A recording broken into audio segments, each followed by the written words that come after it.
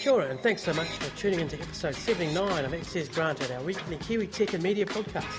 I'm Raj, my background's in film, design, media and making things happen. And I'm Mike, and my background is explaining stuff, connecting people and getting things done. And you're here, and here is for our final 2015 podcast. Yeah, good old Goldings. Goldings Free Dive here in Wellington. And you're here because you're a Kiwi that either works in or has a great passion for tech or media in New Zealand. Emma Woods is our final guest for 2015, and what a fantastic end to our season it is. Emma takes us through how she went from burlesque dancer to one of the designers helping Provoke at their Wellington office deliver bespoke solutions for their customers. And, like others we've talked to, she's a great role model for those that decide they want to change career. That she researched online about coding and made it happen, leading to her first paying position. Do it, people. And here's Emma. Enjoy. I think we're bored now. Yeah. Okay, so we're here at... Oh, where are we? This is the Provoke spillover office. Right.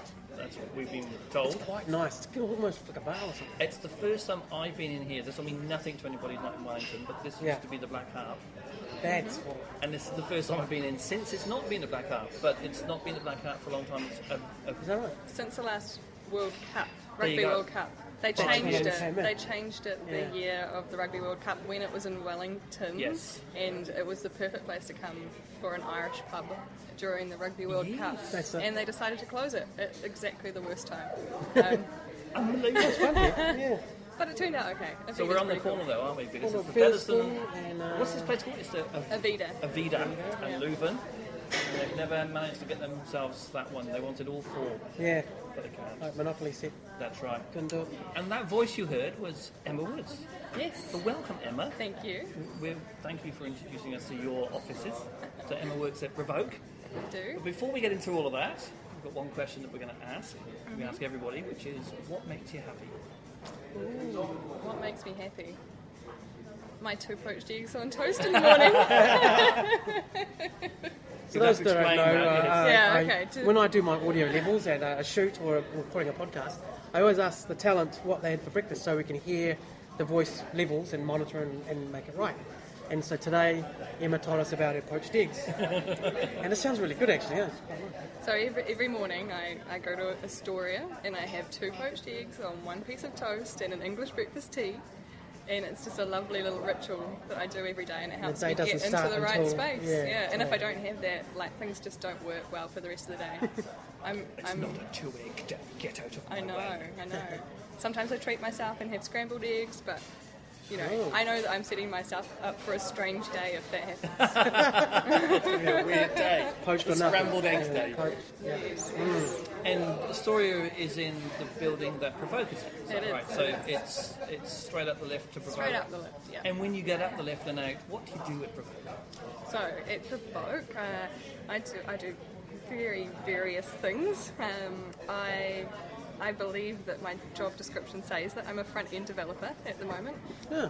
But actually I've been doing user experience design for the last probably almost 6 months now.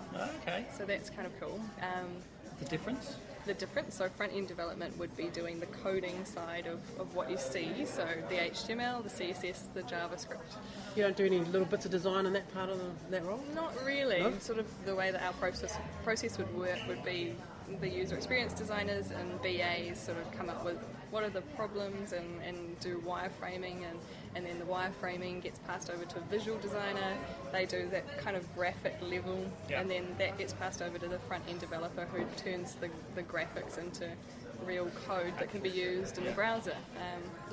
So that's what I have been doing. So where do you fit into that now then? And so now I'm in the user experience side, so I'm more at the beginning of the process of working with BAs and the customer, a lot of customer facing meetings and talking about problems and how we can make them better. And wireframing, so doing black and white prototypes, and very little coding at the moment. But how does that feel? Probably, it's interesting. I had to do a little bit of coding about a week ago, and I thought, can I still do this? Yes, getting them back on the bike. Yeah. No, but I love either, and I can switch in and out of either, and it works well. The project that I'm working at the moment, we're coming to the end of some of the design phase, so I'm starting to jump into the front end development and actually code what we've been designing. So that's really neat to have that kind of appreciation of the product from two different sides. Yeah. And Provoke, how long have you been at Provoke? 2 years on December 9th. Wow, there we go. But hey, who's counting? Yeah, who's counting? And prior to Provoke? Prior to Provoke, I was at Vodafone.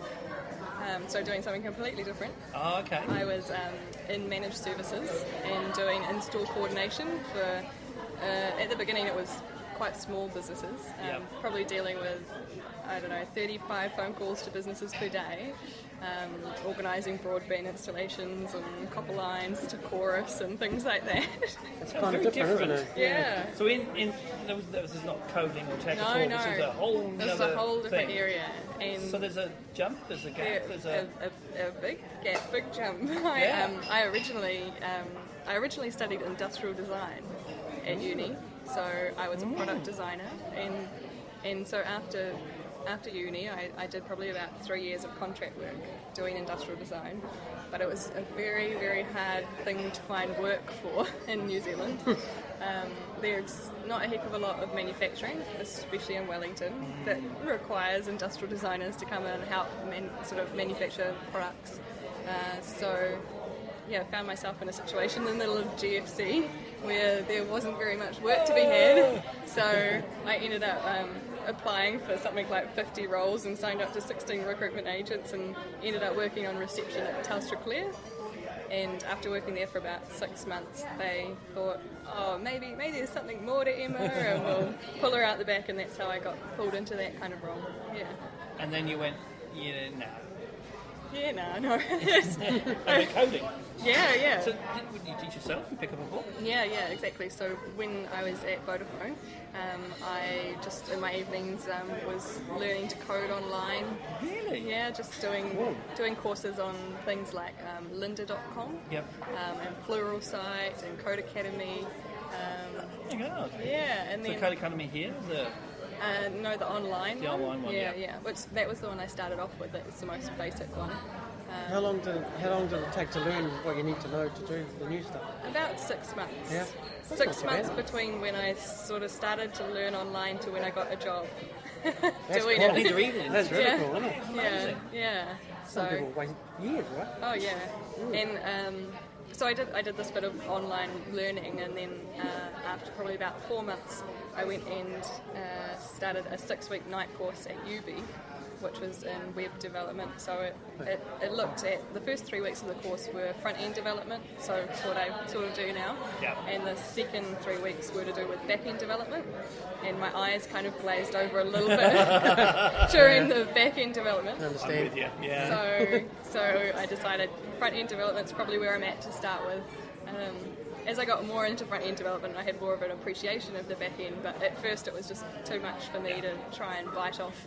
And then I was fortunate enough to get a text from one of my friends who worked at Provoke one day saying, hey, you should come and meet this lady, she works in the design team. And I didn't really think anything of it. I didn't think it was a job interview. I just thought, my mate's being nice to me and he's introducing me to somebody.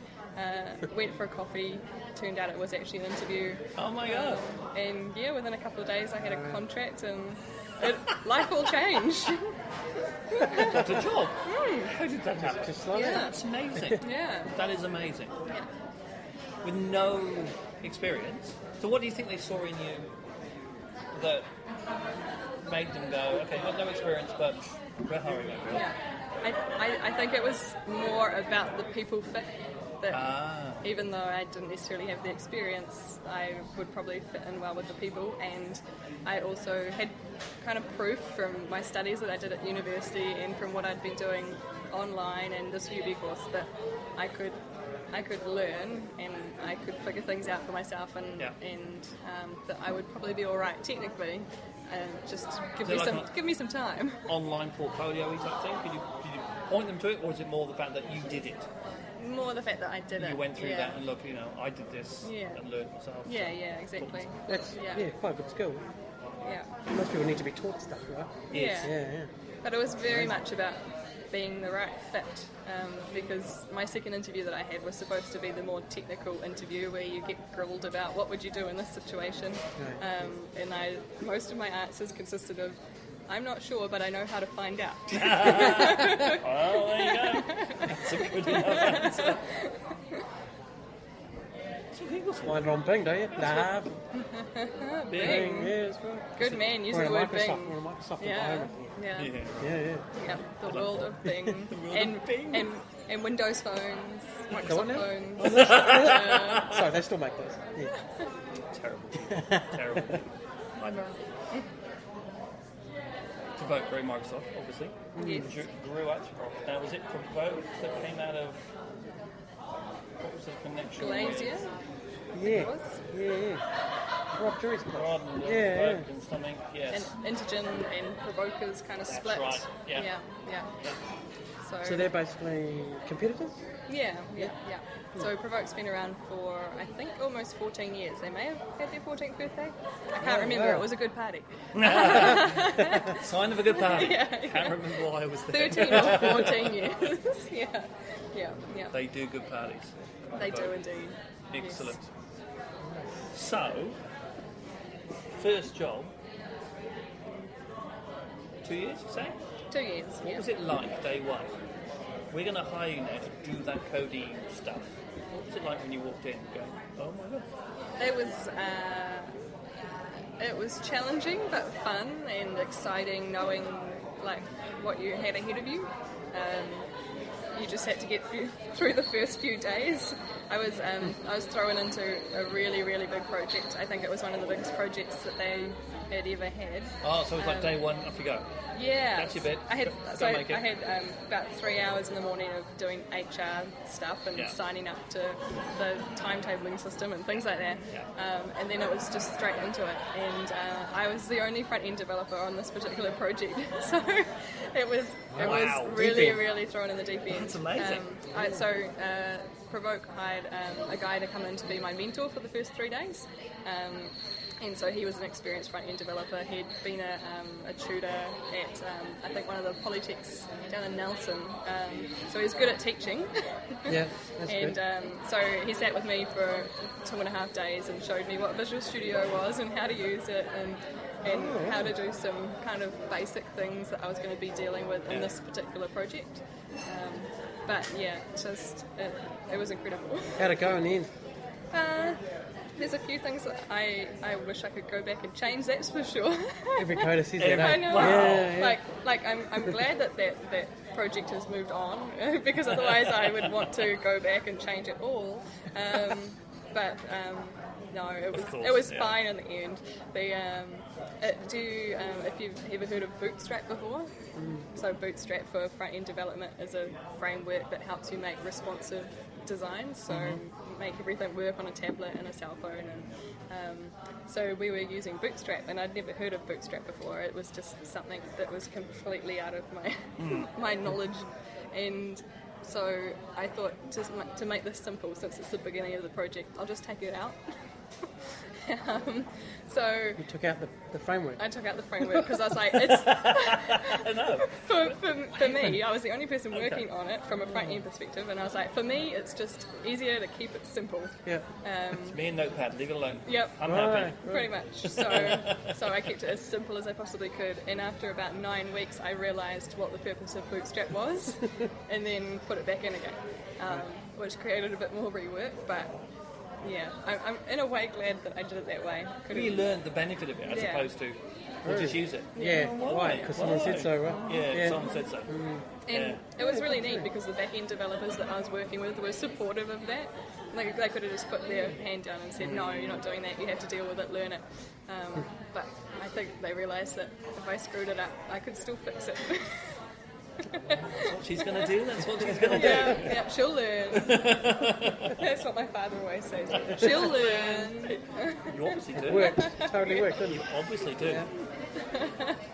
And now you've moved into away from computers and more towards people. Yeah, essentially. That's probably a good way of describing it.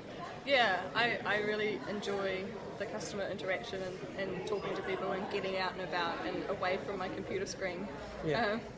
Because doing the front-end development, you're... So yeah, towards the people. So you move towards the people. What does that mean, towards the people, rather than towards away the from computers? the computers. Right. So less coding and more talking to people about the coding and Yeah. solutions and whatnot. And users of whatever it's going to get. Yeah, definitely users of. I've been travelling all over the country recently for the project that we're doing. Awesome. One of the most exciting places recently was New Plymouth. Oh yeah. And that's been... Place? I know, It is it's exciting. a place. I'd never been there before. It was Cleaner very and tighter exciting. than I assumed. So that's just to talk to users. So users of one of these systems that we're creating at the moment. So that's really cool. I'm definitely getting away from my computer screen and talking to people. And have a few that's there. really enjoyable. Some people, yeah. Evidently it's a city, which means... Is there 30,000 people? Is that the definition of a city? Is that right? I thought it was just a large gathering at the moment. Don't know. Yeah, It's I guess it's a city. It's all a big city, really. Yeah. Tiny Maybe more cows than people. dot I of don't a know. place, exactly. Prior to that, now I did go, Emma Woods, into a search engine of your choice, and it came up with Intertech. You did a talk at Intertech, Yeah. and there was two things that stood out there. One was Internet of Things, and that's also on your Twitter stuff. Yeah, Is that something you do at work? No, so that's kind of a sideline extracurricular activity. Okay. So IoT, Internet of Things, to me is kind of a place that is interesting for me to play somewhere between the product design from where I came from and the software of where I am. So I'm one of the co-organisers of the IoT Meetup in Wellington. Okay. Yeah. Pardon? Andrew. With Chris Jackson from DNA. Yeah. So we co-organised the IoT Meetup, and it's been really successful. We've only been around for a year, and we've got over 500 members. And so we've just got permanent sponsorship for our venue from Biz Dojo. Oh, excellent. So we'll be having it there. So that's really neat. It's I haven't been doing any IoT things. I haven't been making any things. Soldering or doing But I just love being a part of the conversations and kind of injecting thoughts about design into the conversations. The group at the IoT Meetup is really interesting. It's really diverse.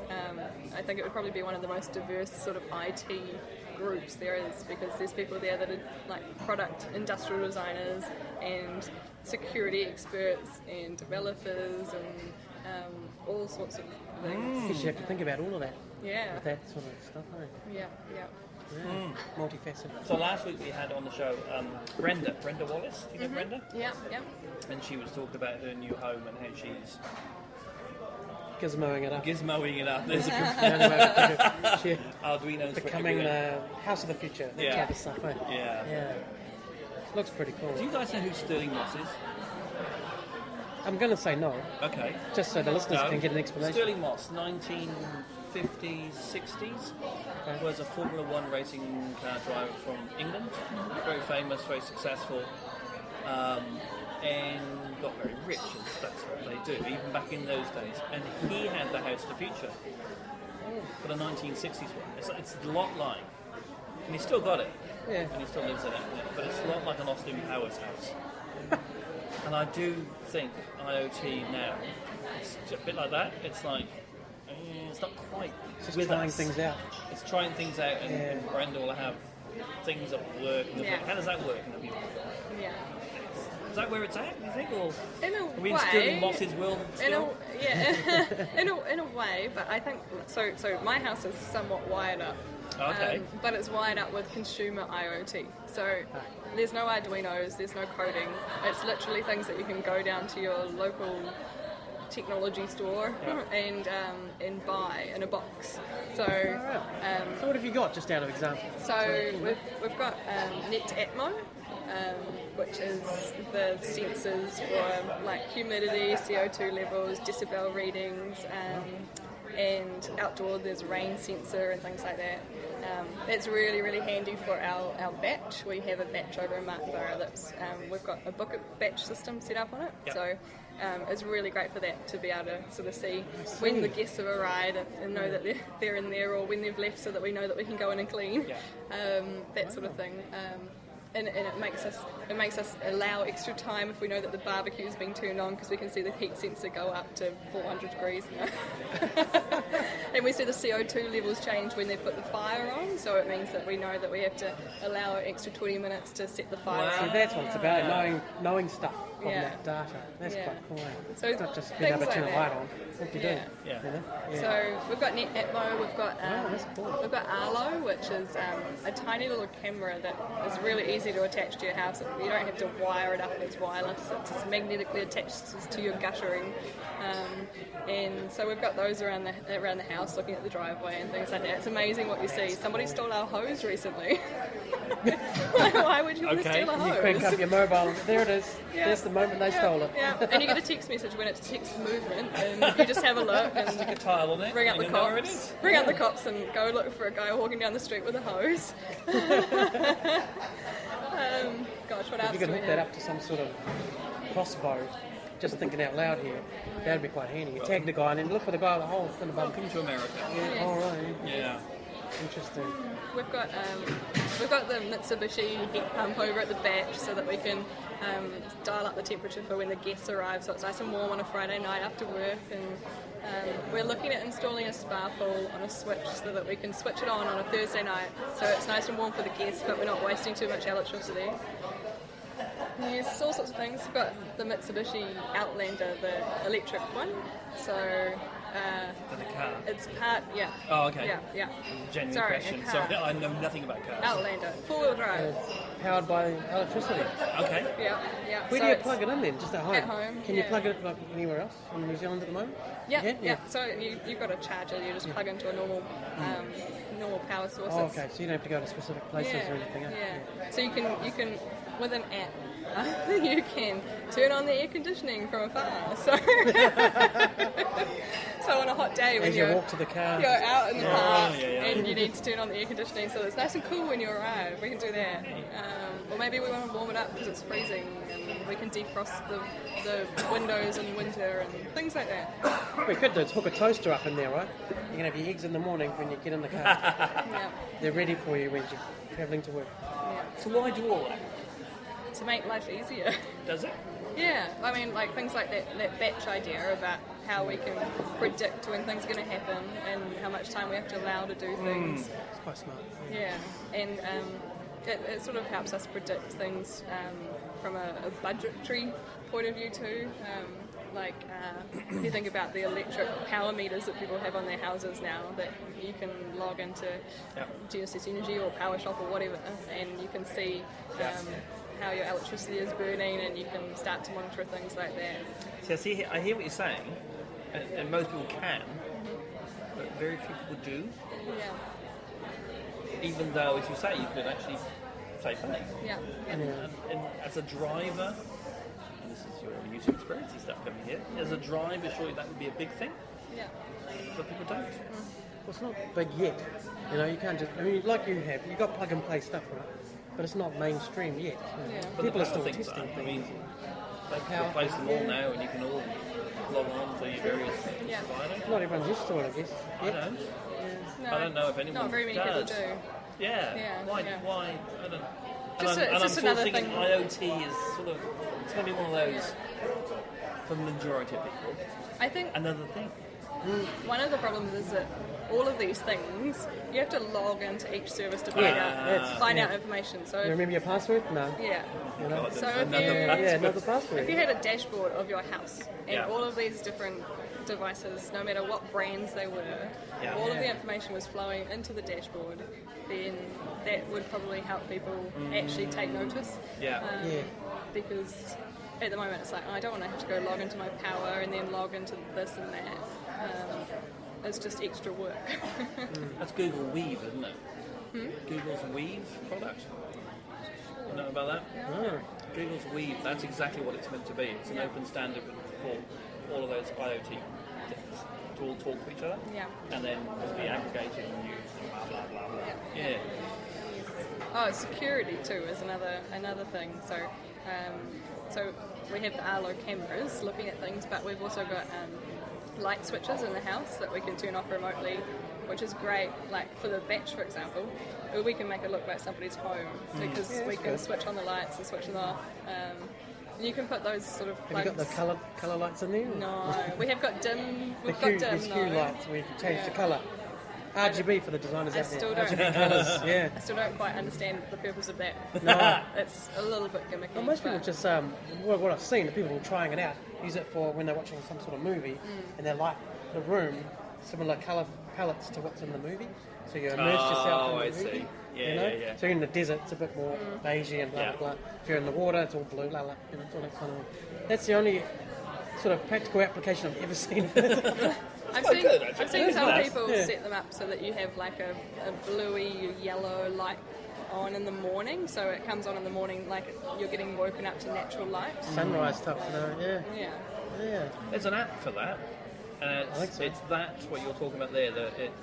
That's on, and recently they had a big stage because Apple threw them out the App Store. Punch as well, something like that. And you say where do you live, and it says this is the time, and then it changes all the colours so that it's the maximal readability during the day. So as the sun sets, it gets brighter and changes, and less blue and more blue. And I'm like, ooh, that's really cool. We've got our security light set up on these switches. So like if you're at home, if I'm at home by myself, and there's an intruder outside rustling around, I can pick up the iPad from under the bed and turn those lights on. Cool. And then with the Arlo cameras, I can see what's going on. So I can you see record that as well when you're videoing? Can you record it? Yeah. So there's good evidence for the cops or whatever. Right? Yeah. So where does it all go? Do you store it in the cloud so that you can then do stuff with it later? It's all being aggregated over years. So what kind of happens is, so these are all out of the box products. So they've all got their own cloud. They've all got their own cloud service that you're kind of signed up to. You get it so much for free, kind of thing. And like for example with Arlo, it's something like a gig per year that you're allowed, which is plenty. It's fine. It's low-res video, isn't it? Yeah, and you can set it on a timer. Like don't save anything longer than a month. Don't blow out your gigabytes. Yeah. Back to Emma in a minute. We just want to thank our 2015 sponsor, Capiche Design. Always loved those guys back in the day too. They're a design agency currently growing and morphing. And a special thanks to the team for their amazing work on our Christmas party beer mats. Check them out at capiche.co.nz/access granted. And a quick shout out to those amazing people from Geek Zone, Hack Miramar, and our listeners for coming to our Wellington event. It was an epic evening, and you can catch the live panel we recorded with Victoria McLennan, Laura Reitel, Tim Kong, Ruth McDavid, Melissa Clark-Reynolds on the show before this, which is episode 78. And now back to Emma and her cool story. So IoT, is that a thing that you've... So the IoT Meetup's been going for a small time. How did you meet and get involved in that? So the co-organiser Chris, yes. I didn't know him at all before IoT Meetup. I went along to the second and third meetups that they were running, and Chris was putting out a call to say, somebody help me. And so I said, all right, I will. So yeah, and it's kind of turned into a really cool thing to be involved with, and it's getting big enough now that we're probably going to need more helpers. Wow. So do you just discuss stuff, or do you show and tell? Do you show and tell anything? Well, we're thinking that this year might be the year of doing, because last year we did a lot of talking. Essentially what it is we have a speaker each time. They talk about a project that they're working on, or some ideas, thoughts. A lot of it is really conversation. We sort of probably have about half an hour each session before the speaker starts to just have a chat with everybody, and it's really social. It's surprisingly social.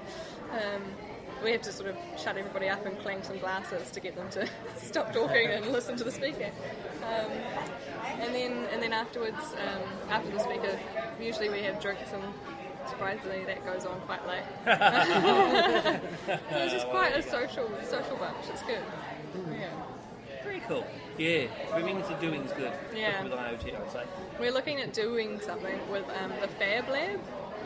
Which is up at Massey Uni. And they've got all the awesome machines like CNCs and laser cutters and 3D printers, and so we're kind of coming up with some plans about how we could do kind of like a mini Lightning Lab, if you've heard of Lightning Lab, which is like this sort of a startup growth incubator, but doing it for people who don't want to give up their day job and want to do something with IoT. And maybe it's just one night a week for 12 weeks kind of thing, put together a team and make something and take it right through from kind of forming the team, coming up with a concept, right through to building it, making an awesome video, getting it on something like Kickstarter, see what we can achieve. Pledge me. Pledge me, or whatever. Yeah. That's why I said something like. Yeah, there's some great toys up there. Yeah. Some awesome toys at that Massey, eh? The laser cutter looked pretty dangerous. You were there recently, weren't you? Yeah, doing some video work. And they have a whole workshop dedicated just for that stuff. Yeah. Something. Well, Biz Dojo's getting stuff in as well. Eh? Fancier and fancier stuff. Nice. Very cool. Well, that'd be good. That'll help the whole industry grow. I co-founded the Hat Merriman stuff, and we're doing most of it's tech, as in the software side of things. A lot of it's data. But we're starting to talk to pencil around sensors around the city and how we're going to work, so we should make sure that we're bringing it all together. Yeah. Our role is not to do necessarily, it's to make sure that we get all the bits to go. Yeah. Off you go. It's awesome, the kind of tech community in Wellington and how everybody sort of starts to know each other and help each other out. So we've got our IOT Meetup tomorrow night, and it turned out that we've been double booked with the Wellington JavaScript group. Oh, yeah. So we've both got about 70 people turning up at the same place tomorrow night. There's a meetup. But pollination meetup. And how we figured that out was that somebody tweeted at us saying, "Hey, I was looking at coming to this and coming to this, and it's on the same time at the same place. Did you guys know that?" We're like, "Oh no, okay." Right. So where is it? It turned out that so we're both going to have it at Biz Dojo. Wow. So there are evidently 2 rooms big enough to squeeze everybody in. So. In one room at Biz Dojo we'll have IoT tomorrow night. In one room there'll be Willy JS. Yeah, so that's pretty cool to get. You've got that's 140 people in the tech community all out on one night hanging out. That's pretty cool. That is very very cool indeed. So there's the IoT stuff that I saw, and I'd say I couldn't put it together with your professional work, for want of a better phrase. Yeah. And then there's that, and then there was the one line that did stand out, which was you were going to be a burlesque dancer. Oh yes. It's very Don't tricky. spend too long on that, but I did know. Excuse me, what? How? Is that my unique selling proposition? No. The word burlesque, probably for a man, did stand out. So. Yes. Was that a thing you seriously wanted to do, or was it a fleeting... I did it. Oh, you did it? I did it. Oh. Yeah. I've been topless in a bar in Wellington. Right. Oh my god, really? Yeah. Was it like a one-off? I do it, ticket. I did a couple of shows, and then I started learning how to code, and that took over my life. Fair enough too. Yeah. That's unbelievable. So, when I was working at Vodafone, before I started to learn to code in my evenings, I was doing burlesque dancing in my evenings. So that was my hobby. It was great. Wow. It's very unusual. That's why it's coding, into things, burlesque. Yep, and kind of having that techie bent that I had even back then was, so I would make parts of my costumes on 3D printers. No way. Awesome. Awesome. Yes. So there was one routine that I did to Sex Bomb, and I 3D printed bombs to go on my boobs. And I had, at fireworks time you get the sparklers. Yep. So sparklers were coming out of the bombs. I had some gas torches. Fire. Yeah. That was great. Wow. Yeah. That's, Yeah. everyone has a story, and there's one. Yeah. That's incredible. It's a handy thing to use your 3D printer for. Yeah. You have to make something. Walk into farmers and go, right, this is what I'm looking for. I don't think we've got any of those, madam. Yeah. fun and then make Yeah. it. Yeah. That's the point. So you still make other things with your 3D printer kind of stuff? When I was doing a bit of contract work, so the last thing that I really used it for something more interesting than boob bombs was I used to work at a wheelchair company, so designing wheelchairs. This was before I worked at Vodafone, and so that was I would use my 3D printer to make joints to join kind of the tubing to come up with concepts of different ways of making the joints. So that was a nice little sideline business because I was doing the contract work of the design and then also outsourcing my 3D printer. It's always wondered, what else can you do with it that's useful day-to-day stuff, you know? Not just your pizza holder up or need something else, or iPhone cover. You know? It's like home hardware, right? It's just, I've had a few requests from people at work like, oh, the clip on my boat trailer cover is broken. Can you copy this for me? So I take it home and I copy it and I print it and give them a new one. That's cool, eh? That is cool. That's a real world practical, useful 3D printing. Yeah, that's good. I think that's kind of where it might head on a bit more of a consumer level, that places like Mitre 10 or Bunnings or whatever will have a site that you can go onto and go, give me one of these, like this new handle, and then you just print one at home.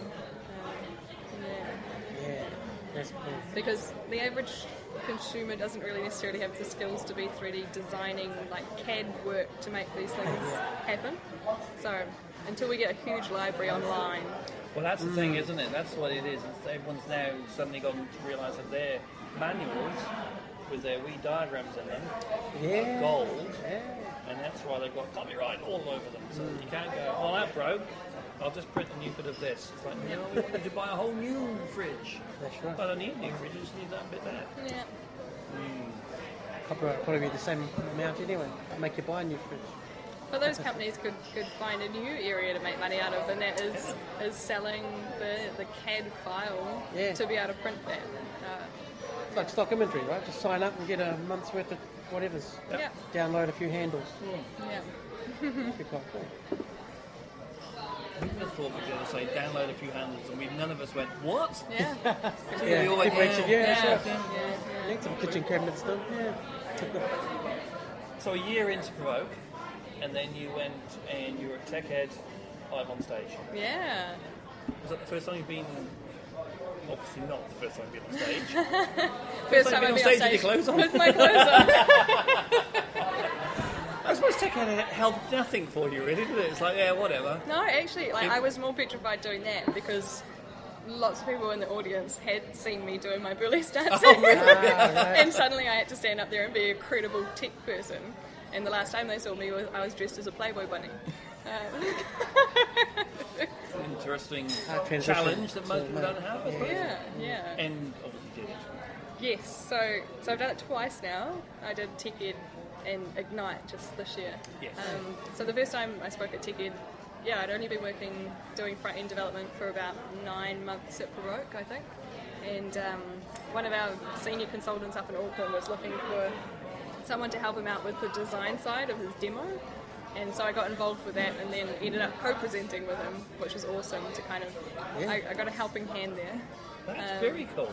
But it was funny, that was the smallest room at Tech Ed. I think there was about 80 people in the audience. And then this year I spoke at the largest... Can we put another one?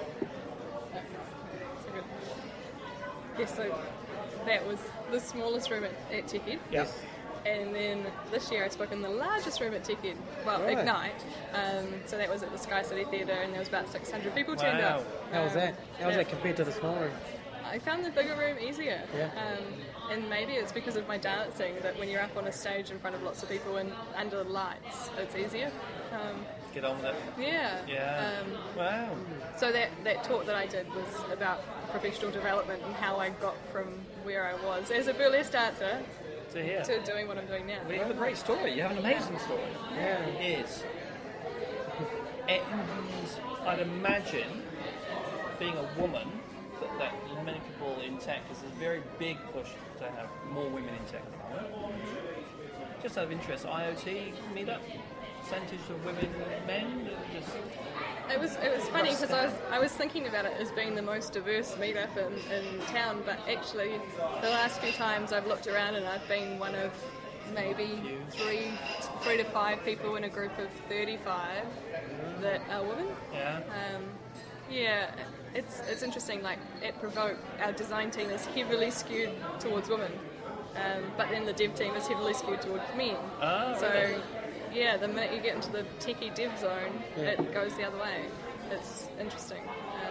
That's an interesting thought. Yeah, we need more women in tech. It's like, well, where in tech are you talking? Where, what parts are you talking about? Yeah, because you're right. I think in my experience, it's what they want to do. There are many more women in the people side of things, especially the dev stuff that you're doing. Now it's quite heavily, or equally at least, women and men. But then you go back end, it's a man cave, isn't it? Yeah. It's just, and I don't think many people really understand why that is. I think so. I've sort of done a little bit of research into why young girls don't get into it. And so NZ Tech this year, they produced a big document about their research of these kinds of issues with women in tech, and they said that I think it was 3% of under 15-year-old girls are considering a job in computing. 3% of under 15-year-olds. And they're considering as well. They're not considering. So I was really surprised at that, and evidently it's dropping. You'd think it would be increasing, especially with all of the sort of support that's out there for it. So I'm not sure that anyone's quite figured out why yet, but one thing is to start them really young and make it just part of their normal curriculum. And it becomes less of a boys do that kind of thing. I totally agree. I think absolutely that. It's just like coding and computational thinking. It's just the way it is, and it's not weird. It just is a thing. But also having role models, having people that my daughter who's 10 can look at and go, well, she does it. I can do it. But if I ask her who does coding, it's all going to be boys. I know who she's going to point to, and they're all going to be boys. And I can go, what about them? But she doesn't know them. Out there for some reason. There's a girls' code camp in January in Auckland. I think it's held at St. Cuth's. So I'm speaking at that. There's a group of, I think there's about 6 or 7 women that they're bringing in on the Thursday evening to do 6-minute quick flight talks about what they do and how they got there to the kids. Cool. And then we get to spend about an hour mingling with the kids and stuff. So that's awesome. That they're getting the role models. That is a fantastic thing, yes. I forgot all about that actually. Should get one of them right. Yes. Yes. Sort it out, people. Well, thank you so much, Emma. You're welcome. Now, for those that do want to find you online, where can they find you online? Twitter. So that's at Coding Cockatoo. Coding Cockatoo. Coding Cockatoo. Cockatoo as in the bird. There is an R18 version as to why I'm the Coding Cockatoo. We'll save that for maybe you a can special episode. private message me that. That's right, and ask. So you want to know why? Ask him. But officially, it's because at Provoke, everybody has a unique animal on their business card, and cockatoo is mine. Other places, so LinkedIn, do a search, Emma Woods, I'm there. Awesome. Wonderful. Well, thank you so much. No worries. Thank you. Bye. Thanks to Emma for a wonderful chat and for rounding out what was an amazing year for us both at Access Granted. We spoke to so many awesome people this year, and we plan to do it all again next year, when we'll be back in your ears with more interviews in February. But one more 2015 podcast for you before the year ends, our best of. Stay tuned. And thanks to you, Mike. It's been a good year, again. Thank you, Raj, and to you, Cheers, mate. buddy. It's been a lot of fun. It has, eh? It's been quite good. We've started something now. Right, as you all know this end, find us on the social networks. Look for the podcast on Twitter at Access Granted NZ and on Facebook. Best way to chat with us is to use Twitter. Mike is on at Miramar Mike. And I'm on at NZ Raj. And please rate us on iTunes, or, if you like to, leave a comment on our website. Thanks for your time over the year, and see you next year with even more Kiwi Tech people sharing their own stories. Ka kite anō.